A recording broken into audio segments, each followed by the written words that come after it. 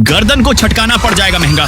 अगर ये वीडियो नहीं देखी तो जब आप अपनी गर्दन चटकाते हैं तो इससे आपके जोड़ों में हलचल होती है, जिससे द्रव में मौजूद छोटे एयर बबल्स फट सकते हैं, जिससे वो पॉपिंग साउंड आती है। लेकिन अगर आप अपनी गर्दन को ज्यादा जोर से मोड़ते हैं तो इससे ब्लड वेसल्स की लाइनिंग फट सकती है। रेयर केस में ये फटी हुई ब्लड वेसल्स से ब्लड क्लॉट बन सकता है, जो आपके दिमाग तक पहुंच सकता है। वहां पहुंचकर ये क्लॉट ब्लड फ्लो को रोक सकता है और इससे आपको स्ट्रोक यानी ब्लड का गड्ढा भी हो सकता है।